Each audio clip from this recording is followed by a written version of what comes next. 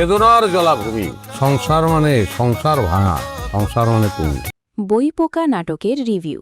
যখন এই নাটকটি ওটিটিতে আসবে সঙ্গে সঙ্গে এই চ্যানেলে আপলোড করে দেওয়া হবে, তাই এই নাটকটি সবার আগে দেখতে চাইলে আমাদের চ্যানেল সাবস্ক্রাইব করে রাখুন। কি জিনিস বানাইছে ভাই, এটা নাটক নাকি আগুন? এই কথা বলছি, এর কারণ জানতে চাইলে পুরো ভিডিওটি দেখতে হবে।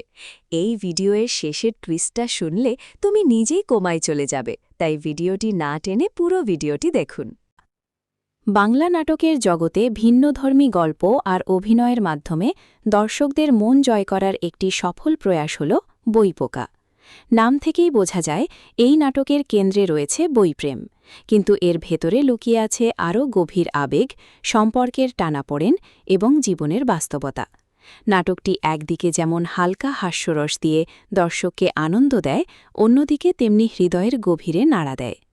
বা অভিনয়ে যারা ছিলেন, এই নাটকের প্রধান আকর্ষণ নিঃসন্দেহেই এর অভিনয়শিল্পীরা। মোশাররফ করিম বরাবরের মতোই অসাধারণ।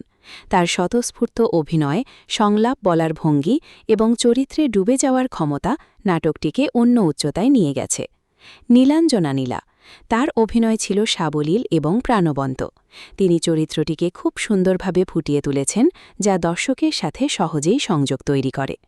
সহ অভিনেতারাও নিজেদের জায়গায় যথেষ্ট ভালো করেছেন, যা পুরো নাটকটিকে একটি পূর্ণতা দিয়েছে। জ্ঞা নাটকের কাহিনী। বইপোকা নাটকের গল্প আবর্তিত হয়েছে এক বইপ্রেমী মানুষকে কেন্দ্র করে, যার জীবনের সবচেয়ে বড় ভালোবাসা হল বই। সে বইয়ের জগতে এতটাই ডুবে থাকে যে বাস্তব জীবনের অনেক কিছুই তার চোখ এড়িয়ে যায়। তার জীবনযাপন, চিন্তাধারা এবং চারপাশের মানুষের সাথে তার সম্পর্ক, সবকিছুতেই এই বইপোকা স্বভাবের প্রভাব স্পষ্ট। অন্যদিকে নায়িকার চরিত্রটি একেবারেই বিপরীত ধরনের, প্রাণবন্ত, বাস্তববাদী এবং জীবনকে উপভোগ করতে জানে। এই দুই ভিন্ন মানসিকতার মানুষের মধ্যে যখন সম্পর্ক গড়ে ওঠে, তখনই শুরু হয় আসল নাটক। তাদের কথোপকথন, ভুল বোঝাবুঝি, হাস্যরস এবং আবেগ মিলিয়ে গল্পটি ধীরে ধীরে এগিয়ে যায়। গল্পের এক পর্যায়ে দেখা যায় বইয়ের জগতে হারিয়ে থাকা মানুষটি বাস্তব জীবনের মূল্য বুঝতে শুরু করে, আর এখানেই নাটকটি দর্শকদের জন্য একটি গুরুত্বপূর্ণ বার্তা দেয়। জীবনে ভারসাম্য থাকা প্রয়োজন, শুধু কল্পনায় নয়, বাস্তবতাকেও সমান গুরুত্ব দিতে হবে। জ্ঞা নির্মাণ ও উপস্থাপনা।